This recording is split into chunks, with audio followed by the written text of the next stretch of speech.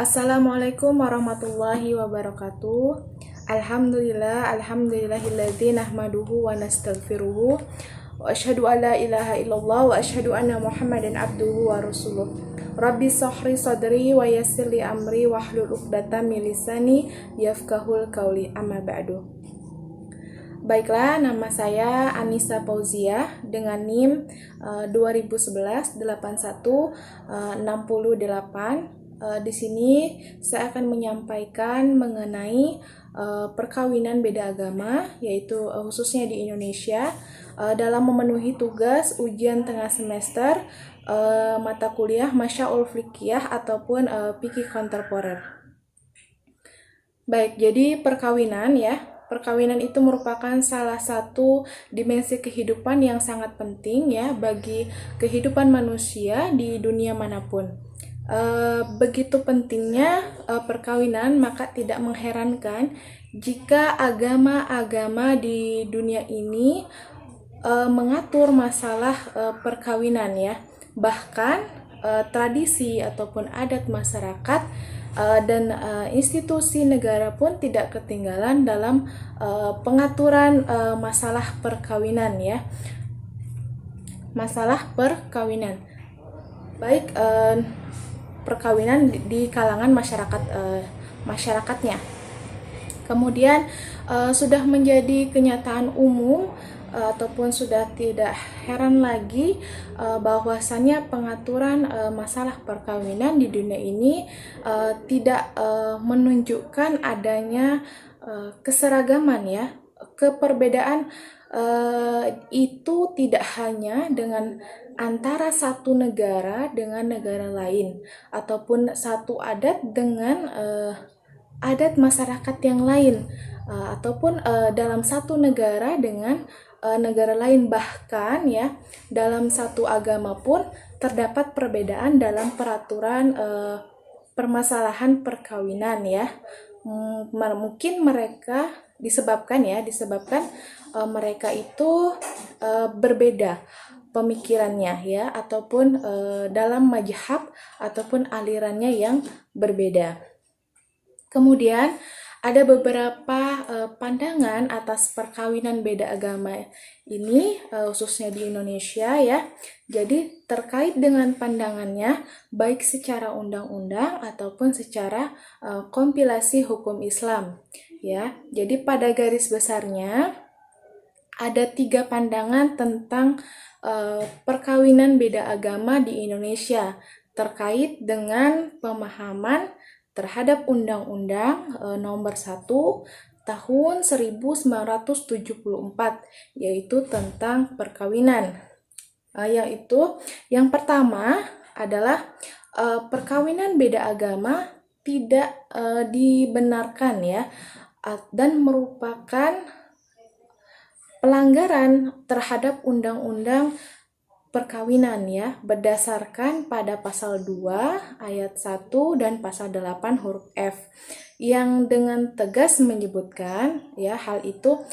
Oleh karena itu ya, perkawinan beda agama adalah tidak sah dan batal demi hukum. Dan yang kedua yaitu adalah perkawinan beda agama adalah diperbolehkan dan sah, oleh sebab itu dapat dilangsungkan sebab ya perkawinan tersebut termasuk dalam perkawinan campuran ya, sebagaimana ada pasalnya. Dan ini menurut pendapat ini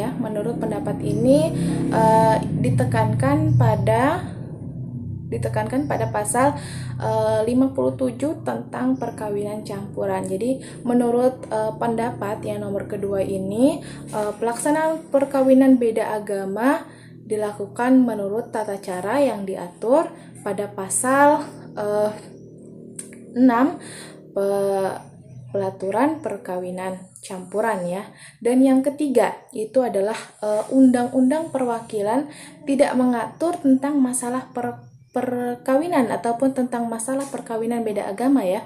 Oleh Karena itu ia merujuk pada pasal 66 yaitu Undang-Undang Perkawinan. Maka peraturan lama selama Undang-Undang Perkawinan belum mengaturnya itu dapat diberlakukan. Ya, di samping ketiga pendapat tersebut ya, dan mengenai hal undang-undang secara tegas, yaitu menyerahkan sah ataupun tidak sahnya perkawinan itu diserahkan kepada pihak yang akan melangsungkan perkawinan ya, diserahkan kepada agama dan kepercayaan yang dianut oleh para pihak yang akan melangsungkan perkawinan begitu. Secara kompilasi hukum Islam, pasal 40 huruf C ya, dan pasal 44 secara eksplisit yaitu mengatur tentang larangan perkawinan antara laki-laki muslim dengan wanita non-muslim ya, dan wanita muslim dengan laki-laki non-muslim. Pasal 40 huruf C ini kompilasi hukum Islamnya menyatakan sebagai berikut ya. Dilarang melangsungkan perkawinan antara seorang pria dengan wanita karena perbedaan di antaranya dengan keadaan di antara tertentu ya. Pertama adalah karena wanita yang bersangkutan masih terikat satu perkawinan dengan pria lain. Yang kedua yaitu seorang wanita yang masih berada dalam keadaan masa idah dengan pria lain. Yang ketiga yaitu seorang wanita yang tidak beragama Islam. Pasal 40 huruf C tersebut ya secara eksplisit melarang terjadinya perkawinan antara laki-laki muslim dengan wanita non-muslim, baik itu ahlul alkitab ataupun non ahlul alkitab. Jadi pasal ini memberikan penjelasan bahwa wanita non-muslim apapun agamanya ya, agama yang dianutnya tidak boleh dinikahi oleh laki-laki yang beragama muslim. Nah, sedangkan pasal 44-nya itu menyatakan sebagai berikut. Seorang wanita Islam itu dilarang melangsungkan perkawinan dengan pria yang tidak beragama Islam.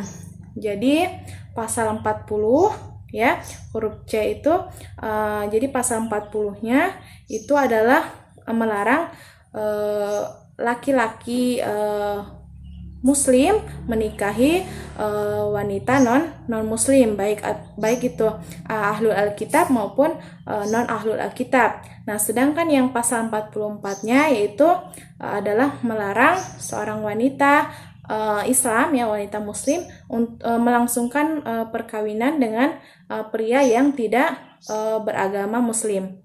Begitu. Dan juga sebagaimana ya firman Allah surat Al-Baqarah ayat 221 itu pun sudah menjelaskan larangan seorang muslim menikahi yang bukan agama muslim begitu. Demikianlah yang dapat saya sampaikan. Kurang dan lebihnya saya mohon maaf. Saya akhiri dengan wassalamualaikum warahmatullahi wabarakatuh.